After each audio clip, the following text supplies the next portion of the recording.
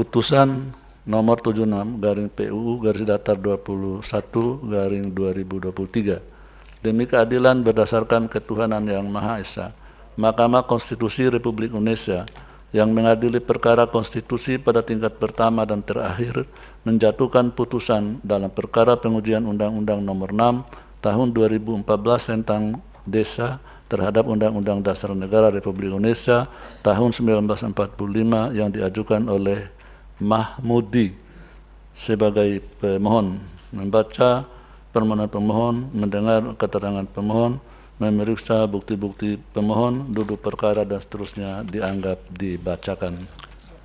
Pertimbangan hukum, kewenangan mahkamah dianggap dibacakan. Mahkamah berkesimpulan berwenang untuk mengadili permohonan aku. Kemudian bagian kedudukan hukum juga dianggap dibacakan. Mahkamah berkesimpulan bahwa pemohon memiliki kedudukan hukum untuk bertindak sebagai pemohon dalam permohonan aku. Menimbang bahwa oleh karena mahkamah berwenang mengadili permohonan aku dan pemohon memiliki kedudukan hukum untuk bertindak dalam mengajukan permohonan aku, maka selanjutnya mahkamah akan mempertimbangkan pokok permohonan pemohon. Pokok permohonan menimbang bahwa pemohon mendalilkan pasal 51 huruf G U6 2014 bertentangan dengan UUD 1945 dengan dalil-dalil yang pada pokoknya sebagai berikut. Dalil pemohon selengkapnya dimuat dalam bagian duduk perkara. A. Bahwa menurut pemohon pasal 51 huruf G U6 2014 harus mencerminkan sila kelima, keadilan sosial bagi seluruh rakyat Indonesia dan tidak merugikan hak konstitusional pemohon, berupa hak untuk merdeka dalam berserikat dan berkumpul melalui organisasi partai politik sebagaimana dimaksud dalam Undang-Undang tentang Partai Politik, selanjutnya disebut UU Parpol. Huruf B, huruf C, huruf D dianggap dibacakan. Huruf E, bahwa berdasarkan dalil-dalil di atas pemohon pada pokoknya memohon kepada mahkamah agar menyatakan pasal 51 huruf G U6 2014 bertentangan dengan UUD 1945 dan tidak memiliki kekuatan hukum mengikat. Menimbang bahwa untuk mendukung dalil permohonannya, pemohon telah mengajukan alat bukti surat atau tulisan yang diberi tanda bukti P1 sampai dengan P5.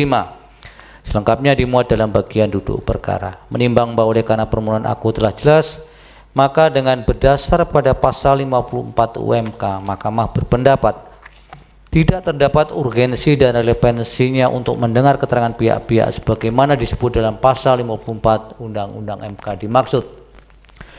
Menimbang bahwa setelah mahkamah membaca secara seksama permohonan aku, memeriksa bukti-bukti yang diajukan, dan mempertimbangkan argumentasi pokok yang didalilkan oleh pemohon, telah ternyata yang dipersoalkan oleh pemohon adalah berkenaan dengan konstitusionalitas norma pasal 51 huruf G U6 2014 yang menurut pemohon bertentangan dengan pasal 28 dan pasal 28C ayat 2 UUD 1945 karena tidak memberikan kemerdekaan untuk berserikat dan berkumpul melalui partisipasi dalam organisasi partai politik serta tidak memberikan hak untuk memajukan diri sebagai pengurus partai politik untuk mewujudkan tujuan partai politik sebagaimana dimaksud dalam UU Parpol.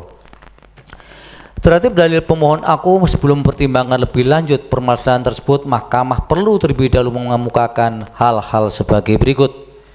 Bahwa Indonesia merupakan negara hukum yang artinya hukum sebagai pedoman bernegara dan bermasyarakat. Kekuasaan negara dan organ negara berdasarkan pada konstitusi dan hukum serta menolak adanya kekuasaan yang sewenang-wenang, arbitrary power, supremasi hukum, asas persamaan perlakuan di muka hukum dan pemerintahan equality before the law, dan pelindungan hak asasi manusia yang dijamin oleh konstitusi merupakan prinsip yang menjadi unsur penting setiap negara hukum. Hak asasi manusia merupakan unsur utama yang harus dilindungi dan dikembangkan dalam negara hukum. Negara dalam hal ini harus mampu memberikan jaminan pelindungan dan pengembangan hak asasi manusia dalam suatu masyarakat yang demokratis. Kemerdekaan berserikat dan berkumpul merupakan hak dasar dalam negara hukum dan demokratis yang berkedaulatan rakyat serta dijamin dalam konstitusi yang merupakan penjabaran dari nilai-nilai Pancasila. Dalam hal ini UUD 1945 menjamin kebebasan berserikat dan berkumpul secara konstitusional pasal 28 UUD 1945 yang menyatakan kemerdekaan berserikat dan berkumpul, mengeluarkan pikiran dengan lisan dan tulisan dan sebagainya ditetapkan dengan undang-undang. Lebih lanjut, pasal 28E ayat 3 UUD 1945 menyatakan setiap orang berhak atas kebebasan berserikat, berkumpul, dan mengeluarkan pendapat. Dengan demikian, UUD 1945 secara tegas telah memberikan jaminan kebebasan untuk berserikat, freedom of association, kebebasan berkumpul, freedom of assembly, dan kebebasan menyatakan pendapat, freedom of expression, bagi setiap orang.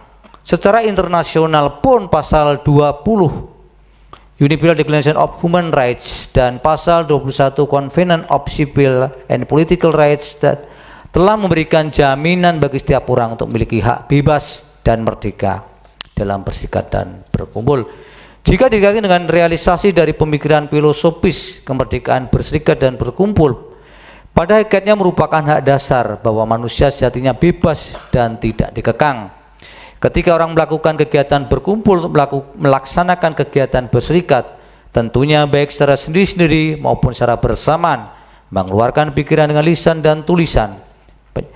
Penyampaian pikiran di muka umum merupakan unsur adanya partisipasi politik masyarakat yang dapat diterjemahkan sebagai dukungan terbuka terhadap kepentingan politik tertentu.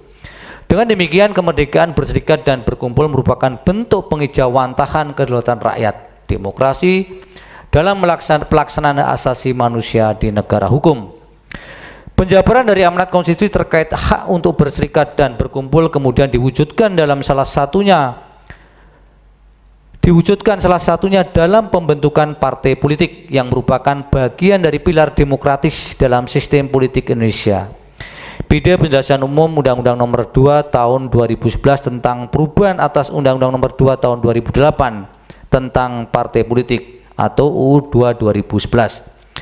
Melalui partai politik, rakyat dapat mewujudkan hak untuk menyatakan pendapat tentang arah kehidupan berbangsa dan bernegara. Sebagai salah satu lembaga demokrasi, partai politik berfungsi mengembangkan kesadaran hak atas hak dan kewajiban politik rakyat, menyalurkan kepentingan masyarakat dalam pembuatan kebijakan negara, serta membina dan mempersiapkan anggota masyarakat untuk mengisi jabatan-jabatan politik sesuai dengan mekanisme demokrasi. Dengan demikian, diperlukan jaminan dari negara bagi setiap warga negara untuk memiliki kesempatan yang sama untuk berpartisipasi dalam menentukan kebijakan negara melalui partai politik. Bahwa secara konstitusional dalam pelaksanaannya, hak asasi manusia boleh dibatasi. Namun pembatasan ini hanya dapat dilakukan dengan alasan tertentu dan memenuhi kaidah tertentu juga. Ketentuan pasal 28J UUD 1945 telah memberikan legitimasi kepada negara melalui pembentuk undang-undang untuk melakukan pembatasan terhadap penggunaan hak dan kebebasan setiap orang dalam undang-undang. Pembatasan ini dimaksudkan semata-mata untuk menjamin serta menghormati hak dan kebebasan orang lain dan demi tuntutan yang adil berdasarkan moral, nilai-nilai agama, keamanan, dan ketertiban umum dalam masyarakat yang demokratis. Terdapat suatu kecenderungan yang sama dari negara hukum yang demokratis terkait dengan pembatasan terhadap hak asasi manusia, yaitu bahwa pembatasan terhadap hak tersebut tidak hanya berlaku dalam keadaan darurat, tetapi juga dalam keadaan normal, seperti untuk memelihara ketertiban umum, melindungi kepentingan negara dan atau pemerintahan, mencegah kemerosotan moral masyarakat atau publik, mencegah timbulnya dorongan melakukan kejahatan atau pelanggaran hukum, dan lain sebagainya. Secara doktriner terdapat dua rasionalitas mengapa diperlukan pembatasan terhadap pelaksanaan hak asasi manusia atau HAM, yaitu pertama, pembatasan hak asasi didasarkan pada adanya pengakuan bahwa sebagian besar HAM tidak bersifat mutlak, melainkan mencerminkan keseimbangan antara kepentingan individual dan kepentingan umum. Kedua, untuk mengatasi konflik antar hak, misalnya hak berekspresi yang harus dibatasi karena adanya penghormatan atas hak privasi seseorang, sehingga hak yang satu dapat dibatasi demi memberikan ruang bagi terlaksananya hak lainnya. Beberapa hak secara internasional telah disepakati menjadi hak yang tidak boleh dikurangi dalam keadaan apapun, bahkan dalam keadaan darurat perang sekalipun. Hak-hak tersebut dikenal dengan non-derogable rights yang tertuang dalam pasal 4 ayat 2 Covenant of Civil and Political Rights. Adapun non-derogable rights tersebut meliputi hak hidup, hak untuk tidak disiksa, hak tidak diperbudak, hak untuk tidak dipenjara karena semata-mata tidak dapat memenuhi kewajiban kontraknya, hak untuk tidak dihukum berdasarkan hukum yang berlaku surut, hak untuk diakui sebagai pribadi di depan hukum, hak atas bebas berpikir, berkeyakinan, dan beragama. Dalam konstitusi berkaitan dengan non-derogable rights telah diatur dalam pasal 28 I ayat 1 UUD 1945. Meskipun demikian, norma pasal 28 I ayat 1 UUD 1945 tersebut haruslah dibaca bersama-sama dengan pasal 28 J ayat 2 UUD 1945. Beda putusan Mahkamah Konstitusi diantaranya nomor 065/PU Datar 2 Romawi /2004, nomor 2 dan 3 PU Datar 5 Romawi tahun 2007, bahwa berkenaan dengan adanya larangan terhadap kepala desa, perangkat desa, dan anggota badan permusyawaratan desa untuk merangkap jabatan sebagai pengurus partai politik sebagaimana diatur dalam U6 2014. Ketentuan tersebut merupakan ketentuan khusus yang melekat sebagai pelindungan terhadap pengaturan pokok dalam UU 6 2014 Lex Specialis. Sedangkan pengaturan mengenai kebebasan berserikat dan berkumpul dalam UU 2 2011 yang memberikan kesempatan kepada setiap warga negara untuk berpartisipasi aktif dalam mewujudkan cita-cita bangsa Indonesia melalui wadah partai politik merupakan pengaturan yang bersifat umum, lex generalis, karena berlaku bagi setiap orang sepanjang telah memenuhi persyaratan tertentu dan tanpa membedakan jabatan serta kedudukan sosialnya, sesuai dengan asas dalam hukum yang menyatakan lex specialis derogat legi generalis, yaitu ketentuan yang khusus menyampingkan ketentuan yang bersifat umum, sehingga pembatasan atau larangan bagi kepala desa, perangkat desa, dan anggota badan permusyawaratan desa untuk menjadi pengurus partai politik bukan merupakan perlakuan diskriminasi dan sewenang-wenang terhadap jabatan tersebut. Menimbang bahwa setelah menegaskan hal-hal tersebut di atas, selanjutnya Mahkamah mempertimbangkan masalah konstitusionalitas norma pasal 51G Undang-Undang Nomor 6 Tahun 2014. Sebagaimana didalilkan oleh pemohon, yaitu apakah ketentuan norma aku melanggar kemerdekaan berserikat, berkumpul, dan mengeluarkan pikiran, lisan, atau tulisan bagi perangkat desa, sehingga harus dinyatakan bertentangan dengan pasal 28 dan pasal 28C ayat 2 Undang-Undang Dasar tahun 1945 sebagai berikut. Bahwa pemerintahan desa adalah penyelenggara urusan pemerintahan dan kepentingan masyarakat setempat dalam sistem pemerintahan Negara Kesatuan Republik Indonesia. PD pasal 1 angka 2 Undang-Undang 6 2014. Pemerintah desa merupakan subsistem dari sistem penyelenggaraan pemerintah daerah. Kepala desa sebagai pimpinan pemerintahan desa mempunyai kekuasaan tertinggi di tingkat desa dan berperan penting terhadap jalannya pemerintahan desa menuju kesejahteraan masyarakat. Kepala desa merupakan jabatan yang sangat dihormati di kalangan masyarakat desa, karena selain sebagai pemimpin desa, kepala desa juga merupakan elit lokal yang memiliki pengaruh besar dalam masyarakat desa. Oleh karena itu, kepala desa merupakan jabatan strategis sebagai penggerak politik masyarakat.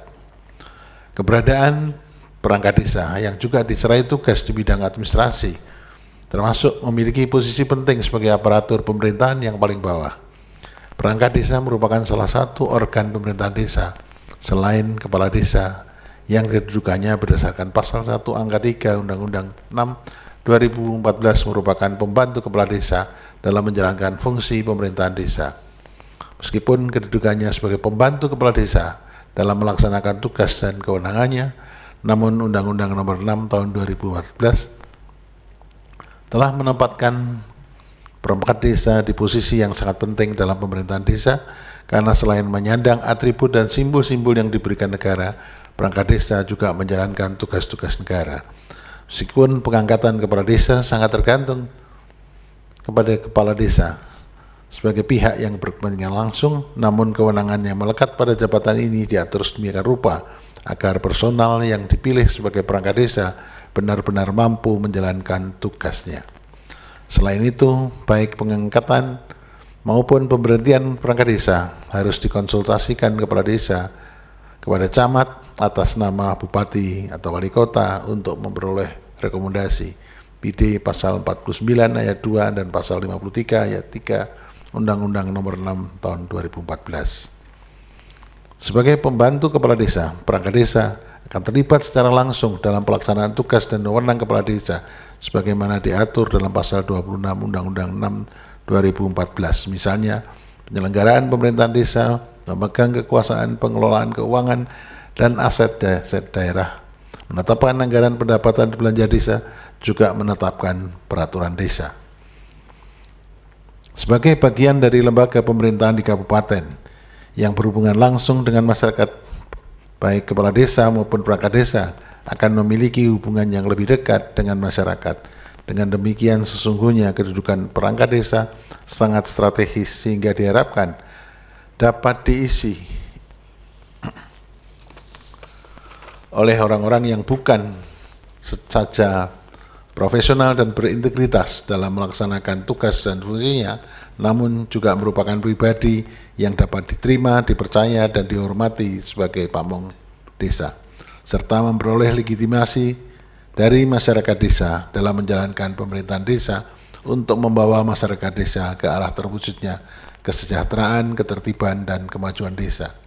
Oleh karena itu, dalam membantu kepala desa dalam melaksanakan tugas dan kewenangan tersebut dibutuhkan adanya independensi, profesionalitas, dan ketidakberpihakan atau netralitas dari perangkat desa khususnya dalam memberikan pelayanan publik.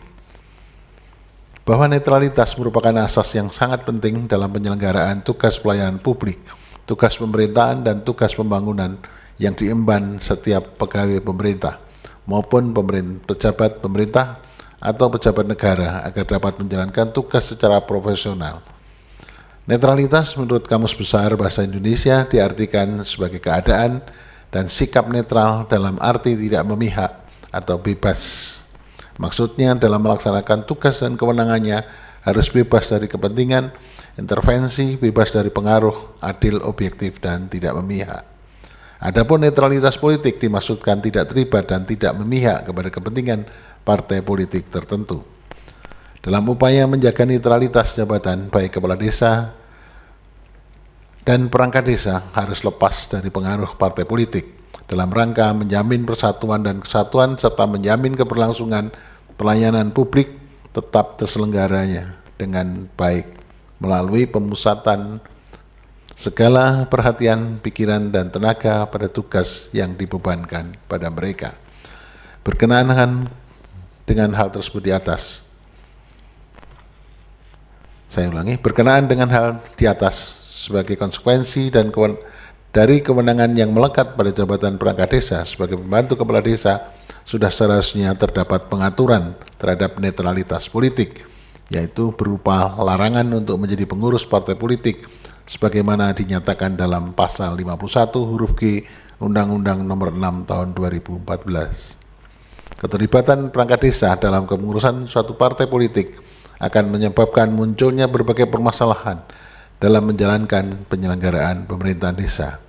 Besarnya kemungkinan terjadi keberpihakan dari perangkat desa terhadap partai politik yang dinaunginya, kemudian dapat dimanifestasikan dalam pembentukan kebijakan dan penggunaan anggaran desa. Hal demikian sangat berpotensi menimbulkan kecemburuan yang menyebabkan perpecahan antar perangkat desa, sehingga pada akhirnya akan berdampak pada pengabaian terhadap kepentingan kesejahteraan masyarakat desa itu sendiri. Bahwa dalam menjalankan pemerintahan desa dibutuhkan pemangku jabatan yang netral serta bebas dari pengaruh kepentingan politik tertentu, sehingga harus diatur tersendiri adanya pembatasan keterlibatan politik bagi kepala desa maupun perangkat desa sebatas keterlibatan dalam menjalankan pengurusan suatu partai politik, agar dalam melaksanakan tugas dan kewenangannya tetap memusatkan perhatian kepada pelayanan publik demi kepentingan dan kesejahteraan masyarakat desa. Hal demikian tidak dapat diartikan sebagai bentuk penghilangan kemerdekaan berserikat dan berkumpul dalam suatu wadah partai politik bagi kepala desa, perangkat desa, maupun anggota Badan Permusyawaratan Desa. Namun, pembatasan tersebut dikarenakan terdapat kepentingan publik yang lebih besar dalam pelaksanaannya.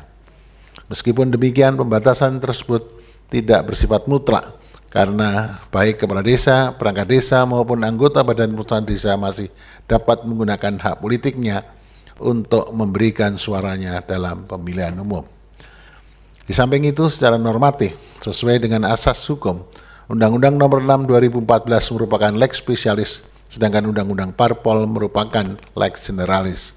Oleh karena itu, ketentuan yang bersifat khusus menyampaikan ketentuan yang bersifat umum, lex spesialis derogat legi generali, sehingga adanya pembatasan atau larangan bagi kepala desa, perangkat desa, dan anggota Badan Permusyawaratan Desa menjadi pengurus partai politik bukanlah merupakan perlakuan diskriminasi terhadap jabatan tersebut.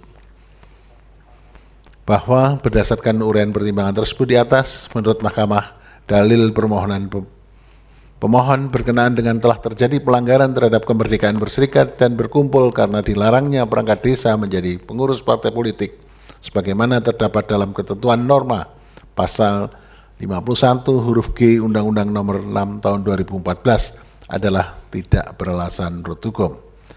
Menimbang bahwa berdasarkan seluruh pertimbangan hukum tersebut di atas, Mahkamah berpendapat pasal 51 huruf G Undang-Undang 6 2017, saya ulangi, pasal 51 huruf G Undang-Undang 6 2014 telah ternyata memberikan kemerdekaan berserikat dan berkumpul, mengeluarkan pikiran dengan lisan dan tulisan, serta memberikan hak untuk memajukan diri dalam memperjuangkan hak secara kolektif untuk membangun masyarakat, bangsa, dan negara sebagaimana dijamin oleh pasal 28 dan pasal 28C ayat 2 Undang-Undang Dasar 1945. Dengan demikian, permohonan pemohon tidak beralasan menurut hukum untuk seluruhnya. Menimbang bahwa terhadap hal-hal lain yang tidak dipertimbangkan lebih lanjut karena dinilai tidak ada relevansinya. Konklusi, berdasarkan penilaian atas fakta dan hukum tersebut di atas, Mahkamah berkesimpulan: 1. Mahkamah berwenang mengadili permohonan aku. 2. Pemohon memiliki kedudukan hukum untuk mengajukan permohonan aku. 3. Pokok permohonan pemohon tidak beralasan menurut hukum untuk seluruhnya. Berdasarkan Undang-Undang Dasar Negara Republik Indonesia tahun 1945 dan seterusnya, amar putusan mengadili menolak permohonan pemohon untuk seluruhnya. Demikian diputus dalam rapat permusyawaratan hakim oleh 8 hakim konstitusi, yaitu Saldi Isra selaku ketua merangkap anggota, Arif Hidayat, Eni Nurbaningsi, Wahidudin Adams, Daniel Yusmik PVW, Manahan MP Sitompul, M. Guntur Hamzah, dan Suhartoyo, masing-masing sebagai anggota pada hari Rabu tanggal 16 bulan Agustus tahun 2023 yang diucapkan dalam sidang pleno Mahkamah Konstitusi terbuka untuk umum pada hari Rabu tanggal 30 bulan Agustus tahun 2023 selesai diucapkan pukul 15.07 WIB oleh 9 hakim konstitusi dibantu oleh Francisca sebagai panitera pengganti serta dihadiri oleh pemohon atau kuasanya, Dewan Perwakilan Rakyat atau yang mewakili, dan Presiden atau yang mewakili.